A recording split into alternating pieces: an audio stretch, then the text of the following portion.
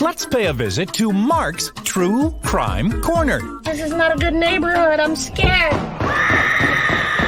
Now, here's your host, Mark Thompson. And my other half who's here, it's Courtney, everyone. Yeah.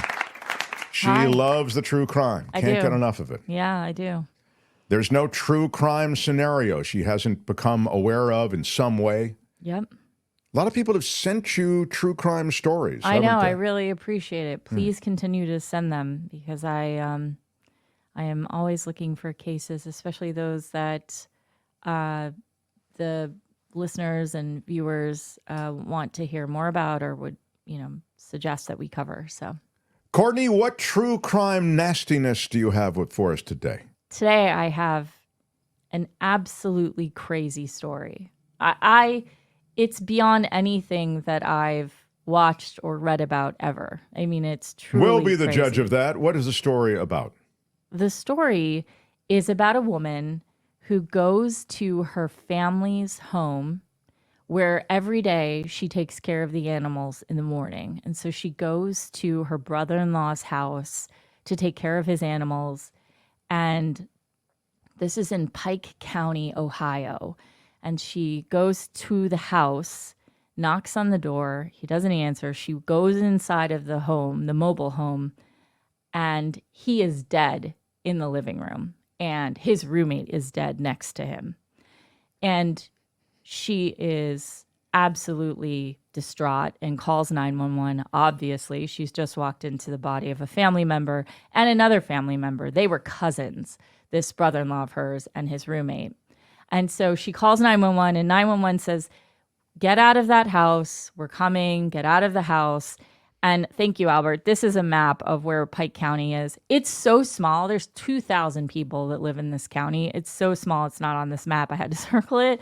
But this is, in fact, where this happened. And if you go down, you'll just see sort of a visual of they call it a village. Yeah, it's a very small town. So there is another house on this property. And she walks to that house to check on the people that live in there. It is the son of her brother-in-law who she's just found murdered and his girlfriend, his fiance, and they have a 6-month-old child. So she walks into the second home on this property and she finds the son dead and the fiance dead and the little 6-month-old child is okay. Has not been harmed. Well, has been harmed, but is alive. Yeah. So there's 4 bodies, all from the same family, on this property that she has just discovered. And so the police show up and they start to determine the scene of the crime. They start to decide what to do with the bodies. They're collecting evidence. And at the same time that this is happening, just down the road, another family member goes to visit another family member. This is all the same family. He knocks on the door of his sister's house. There's no answer this morning. He walks into his sister's home. If you go down, Albert, there should be a map that shows where all this is happening. So you can see how close in relationship these are all happening. So this man goes in to visit his sister, same family, the Roden family. He walks in. His sister is dead. Her daughter is dead. And her son is dead. So that is 7 bodies, all on the same morning discovered, all from the same family. This is wild. Within blocks of one another. You can see on the top left-hand side, if you're watching, the 2 red lines close to each other are the 2 homes on the same property. And then the one slightly up to the left is the home that I'm just talking about. So you've got 7 family members, all perished, all dead, all murdered that night in the morning before the discovery. Now, were they shot or how were they? They were shot multiple times. All right. And then they go down to visit this other family member. This is a 3rd location. This is a 4th home. Mm-hmm. And there is, in fact, an 8th dead Roden family member in this final home. And he has been shot as well.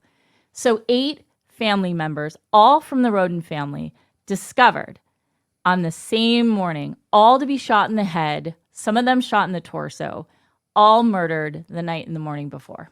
What a bad night to be part of that family. Awful. This is horrible. It's unlike anything. I can see why you said it's like nothing that you've ever dealt with before. And it's just the beginning. Like, as they start to look into the murders, they discover that these families have been growing like huge marijuana farms that they're selling now.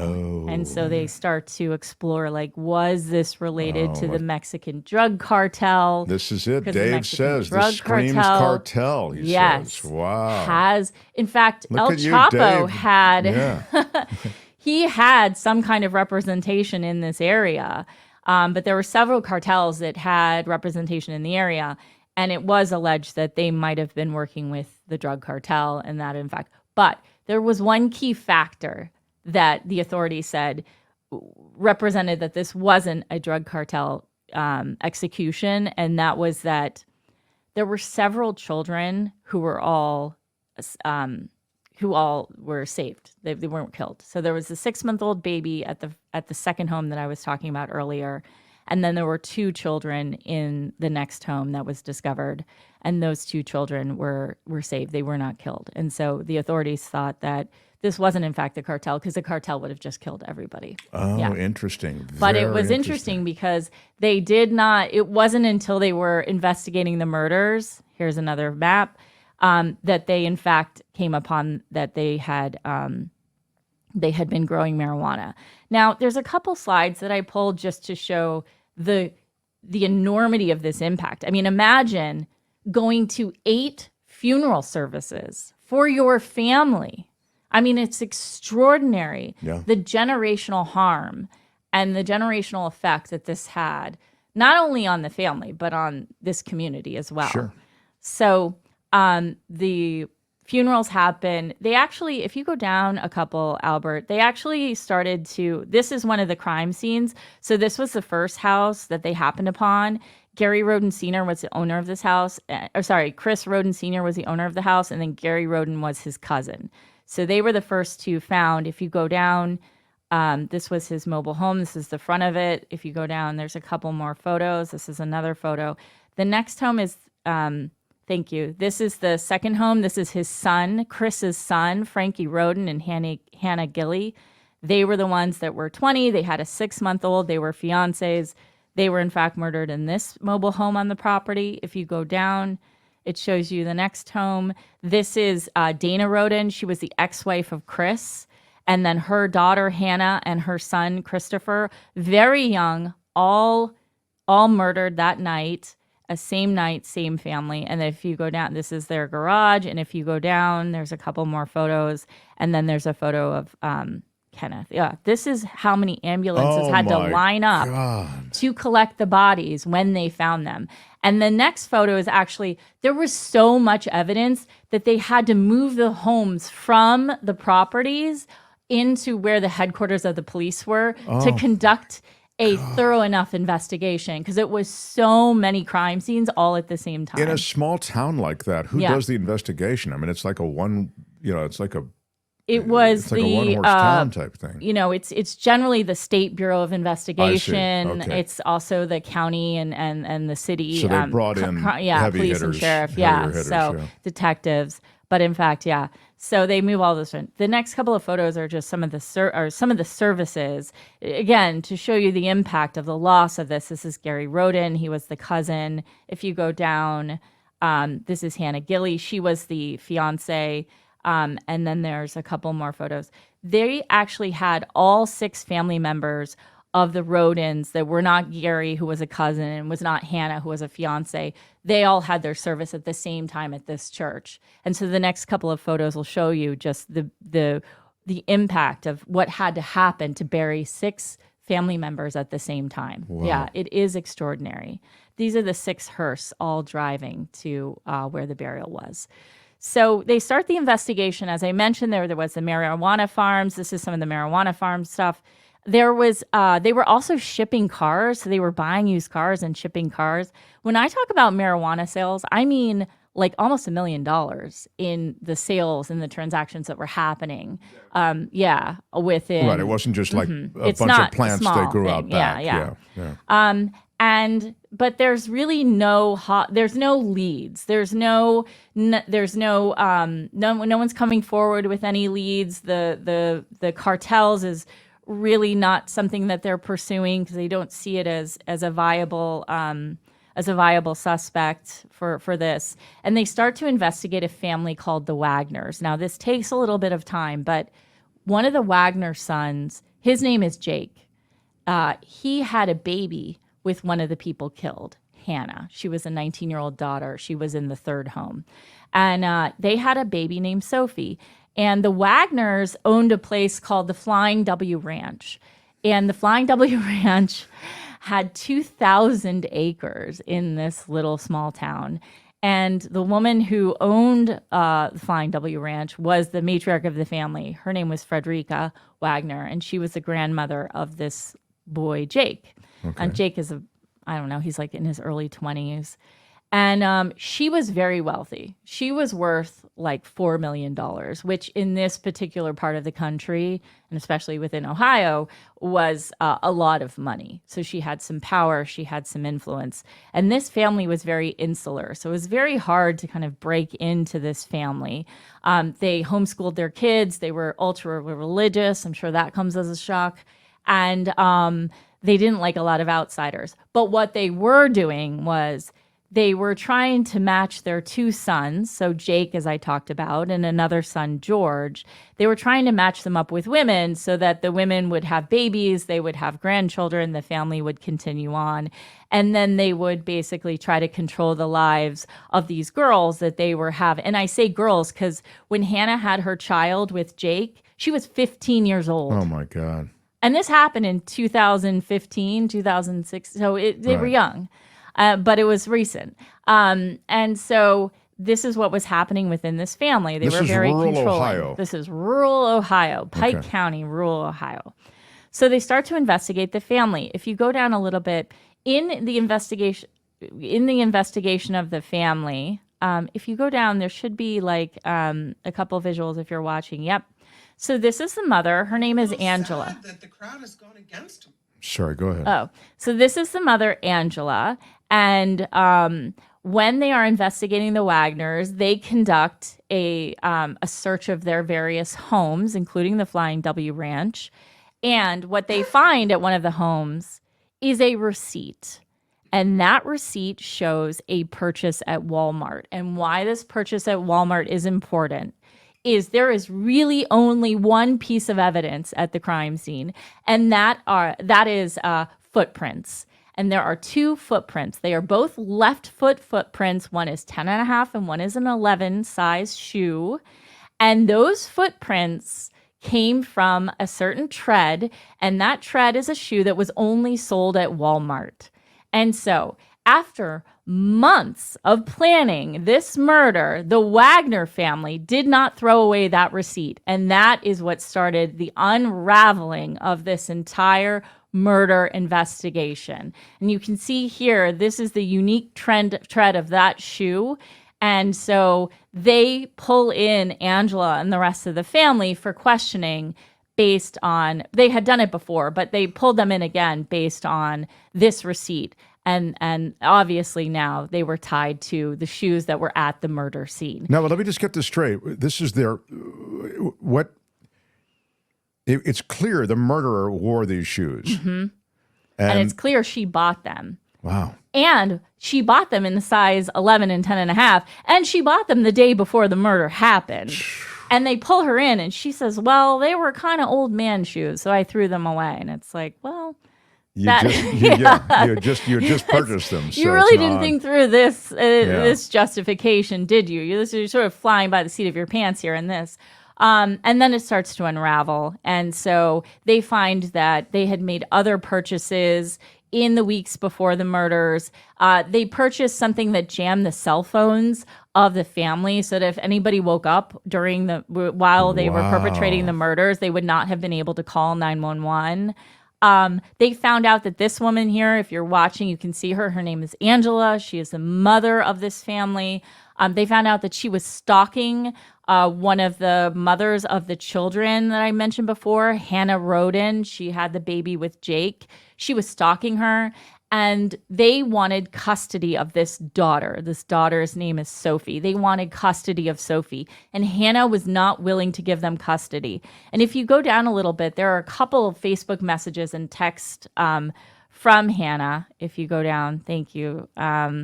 Keep going down. Thank you. This is, yeah. So if you go one up, sorry. This is Hannah, and this is Jake. This is Sophie. She's blonde. They have no photographs of Sophie, but this is the young couple in love here on the left-hand side, years before all of this happened. They started dating when Hannah was 13, and as I mentioned, they had their first child. They had a baby when they were 15, and they were arguing for custody over this young girl, Sophie. And if you go down, this is a text message from Jake to Hannah saying, "I'm telling you right now, we're going to take Sophie by force if you don't give us custody of Sophie." And they had done this before with other wives and children from other sons. Wow. So this was part of the pattern of their behavior. And the next visual is a screenshot. It's a representation of a screenshot that they hacked into Hannah's computer and her Facebook and stole this message that she had sent to a friend, which said, "I will never sign papers ever for the custody of Sophie, and they're going to have to kill me first." And that is exactly what happened. And so they planned the murders. The reason why they killed all 8 family members. That was my next question. Right. Is because the father of this family, he said to the family, Angela, Jake, and George, they are called the Wagners. The father of the Wagners, his name is Billy, he said, "If we don't kill them all, they're going to come back and kill us." It basically was like so small town that if they went and killed Hannah and they knew that there was a custody argument with Hannah and a custody issue with Hannah, that the Roden family would know it was the Wagners that murdered Hannah. Sure. So they killed the entire family so that the family couldn't come after them. And that was the reason. In this picture, Billy's on the left? Billy's on the left. Okay. Angela's second. George is the third. He is the elder son. And then Jake is the youngest on the end. Yeah. So again, Billy then was behind it. Mm-hmm. Yeah. Yes. So they all get caught. They're all arrested. And they sit in jail for years. And then one day, Jake says God visited him. Jake is on the far right if you're watching. And Jake is also the father of Sophie. He's the one that was in the custody argument and had issues with Hannah from the Roden family who were all murdered. Jake said, "God came and visited me, and God wants me to admit to my sins." And so he admits to the whole thing. But he negotiates in his admission that he doesn't want the death penalty for himself or any of his family members. And he ends up testifying against all of them. This is a photo of him testifying to changing his plea from not guilty to guilty. And you can see a slight smile on his face if you're watching. I mean, he had no remorse for killing 8 family members of the Roden family. And so he admits to it. He goes and tells exactly what happened on the nights of the murder and the mornings of the murder. And then ultimately, Angela follows suit, and she testifies against her son and her husband as well. So they're all found guilty. Yeah, I think Billy's trial is still pending because he has pled not guilty, as I know it. But the rest of them are all in prison for life. But they did not face the death penalty. What they did with the murder weapons is they had also bought, and I'm fairly confident there were receipts for these large barrels and the cement. And if you go down, you can see it. Yep. They put all the murder weapons into this barrel with cement, and then they threw it into a pond on the Flying W Ranch, which Frederica, their grandmother, owned. And so no one would have ever found the murder weapons. That's a bit of genius in its own effed up way, isn't it? If they had not had the shoe receipt, I'm not sure that this would have unraveled in the way it had. I think probably because they found screenshots and it was clear that they were stalking this young woman in the I custody see. agreement, and there was clear that there was some kind of confrontation happening. But it really was this receipt that was the undoing of so much. Yeah. So you're saying the motive essentially would have been revealed? Well, motive would have been revealed. But the receipt actually puts it on her to the point that it's it's indisputable. Well, it puts that they bought an item that was at the murder scene. Right. Yeah. Right. Exactly. And it's So, and it's just, it's a Wow, really, wow. it's a horrible story. And they knew it had to be a personal murder because some of them were shot 9 times.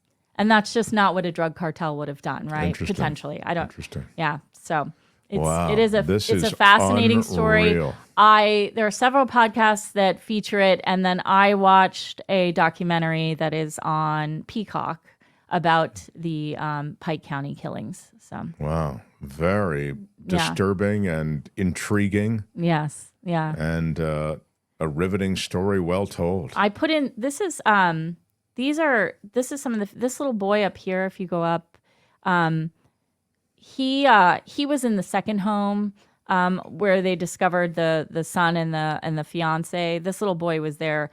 I put him in here because he is still struggling with mental health issues. It really has still affected him. He was there when this happened. He was 6 months old. How horrifying. And then the rest of them are just other ways that other members of the Rodin family or people who were related to the Rodins, they are continuing on the legacy of this family. They are continuing to memorialize and bring forward the memory of these family members throughout different things that they're doing, even like very recently in this town, in this village. Yeah. Just unreal. It's an unreal story. Yeah. It is something that I have never, ever read about or listened about or seen before. Yeah. So, I mean, and you never would have anticipated when they had gone to all these different houses and killed all of these people that it could trace back to, well, we just needed to take care of everybody. That way there would be no blowback on what we did. Wow. Yes. They decided to kill 8 people in a custody battle with one young woman. Crazy. Yeah. That, my friends, if there are any questions, we'll open it to the floor, but it looks like that story wraps this episode of True Crime Corner. Thank you, Courtney. True Crime Corner, only on The Mark Thompson Show. Hi, it's Mark, and I thought that was great. Hit the notification bell. You'll know whenever there's a new video being dropped, and please subscribe to our channel to help us save the universe.